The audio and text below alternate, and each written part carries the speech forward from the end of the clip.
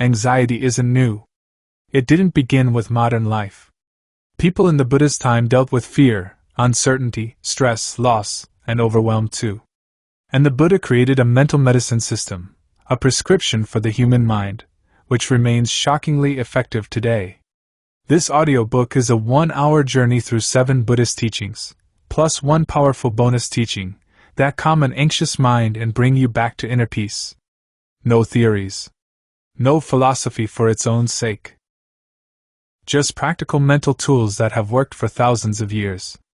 If you're listening on YouTube, take a moment and comment where in the world you're listening from. Your presence adds to this space, and your energy helps others find this teaching. Let's begin. Teaching 1. The mind creates the world. Your anxiety does not begin in the body. It begins in the mind, with a seed. A thought. A what if. A story about the future. A memory of the past. A fear that hasn't happened. That seed grows into feeling. The Buddha taught. The mind is the forerunner of all things. Meaning, the world you experience is shaped by the thoughts you believe. If the thought is fearful, your world becomes dangerous. If the thought is uncertain, your world becomes unstable. If the thought is self-critical, your world becomes painful. But here's the liberation. Thoughts are not truth. Thoughts are not commands. Thoughts are not you.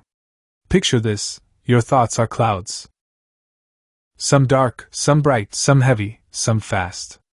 But you are the sky, untouched, spacious, clear. Anxiety says, I am the storm. Buddhism says, no. The storm is passing through the sky. You are the sky.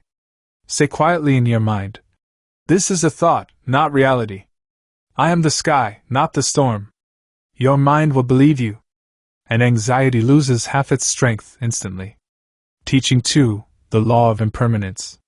The Buddha called it anicca. Nothing stays the same. Not emotions. Not fear. Not stress. Not the tight chest. Not the racing thoughts. Anxiety tricks you into believing this feeling will last forever. But every wave that rises also falls. Every storm that forms breaks itself apart. Every panic eventually dissolves. When anxiety arises, don't fight it. Say, this is temporary. This will pass. This is changing even now. Your nervous system softens when it knows the sensation is not permanent. The mind stops treating anxiety like a threat and starts treating it like a passing wave. Teaching 3, the second arrow. The Buddha described anxiety perfectly with the story of the second arrow. The first arrow is the stressful event. The second arrow is your reaction to it. Anxiety is almost always the second arrow. The first arrow, you don't get a text back. You get unexpected news. You feel a strange sensation in your body. The second arrow, what if this means something terrible? What if I'm not good enough? What if something is wrong with me? The first arrow hurts. The second arrow destroys. Right now, say quietly, I will stop firing the second arrow. When you do this, stress becomes manageable and anxiety loses its fuel source. Teaching 4, the 4 truths of stress. The Buddha didn't just talk about suffering. He mapped it like a scientist. Stress has 4 stages. There is stress. You feel it in the body, the chest, the breath. Stress has a cause. Usually craving safety, craving certainty, craving control. Stress can end. The mind can calm. The body can settle. There is a path to the end of stress. Mindfulness, breath, compassion, insight. When you identify the cause, you weaken it.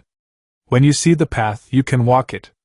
Anxiety loses its mystery the moment you understand its structure. Knowledge becomes medicine. Teaching 5, breath as the anchor. The Buddha said, when the mind is unsteady, return to the breath. Not as a cliché. Not as a trend. But as a neurological truth. The breath and the mind are linked like 2 birds flying together. When the breath is chaotic, the mind becomes turbulent. When the breath becomes calm, the mind becomes still. Try this now. Inhale slowly. Let the breath fill only halfway. Hold gently for 1 moment. Exhale fully and softly. Do it again. Then 1 more time. Feel how the mind follows the breath. Feel how anxiety loosens its grip. The breath is the steering wheel of your inner world. Use it. Every day. Teaching 6. Non-attachment to thoughts. The Buddha taught a radical truth. You do not need to believe every thought that appears. You do not need to hold every fear that arises. You do not need to treat every worry as truth. Anxiety only survives when you cling to thoughts.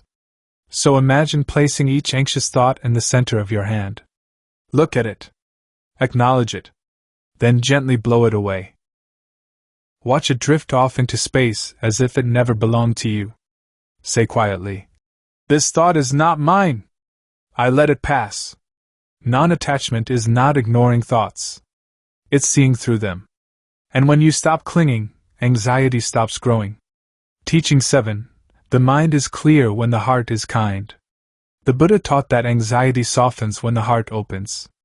Loving-kindness meditation, metta, is not just spiritual fluff, it rewires the emotional brain. When you send kindness outward, you also soothe inward. Say softly, "May I be calm. May I be safe. May I be at ease. May my mind be free. May my heart be light." Imagine these words glowing like warm light in your chest. Feel them soften the tightness. Feel them loosen the fear. Feel the heart exhale. A kind heart cannot hold fear. A compassionate mind cannot hold panic. Where warmth lives, anxiety cannot. Bonus teaching 8. The gap between stimulus and response. The Buddhist power of pausing ****. There is a moment inside you, tiny, silent, invisible, where anxiety loses all its power. The Buddha described it often, but modern psychology rediscovered it thousands of years later. It is the space between what happens and how you respond. Stress happens. A thought arises. A memory surfaces. A sensation appears in the chest. Your phone buzzes. Someone says something. The mind reacts. But reaction is not mandatory.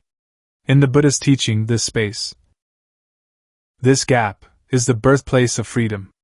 Inside this space, you can choose to breathe instead of panic, to observe instead of react, to pause instead of spiral, to respond with clarity instead of fear, to let the moment pass instead of feeding it. Say quietly, "Between the trigger and my reaction there is space. In that space, I am free." When anxiety begins rising, you don't need to fight it. You don't need to run. You don't need to believe it. Just pause. 1 breath.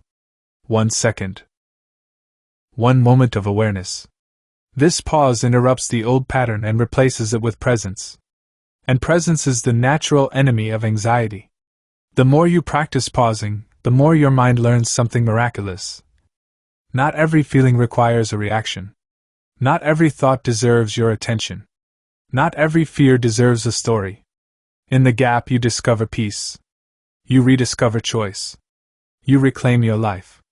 Why medium start closing? Your anxiety is not permanent. You have now walked through. Understanding thoughts as clouds, impermanence of all emotions, the second arrow, the 4 truths, the power of the breath, letting thoughts pass, softening the heart, and now, the power of a single pause. Carry these teachings with you. Let them be your internal medicine. Your Buddha Mind RX. If this brought you peace, please subscribe to the channel and comment where you're listening from. May you be calm. May you be safe. May your mind be light.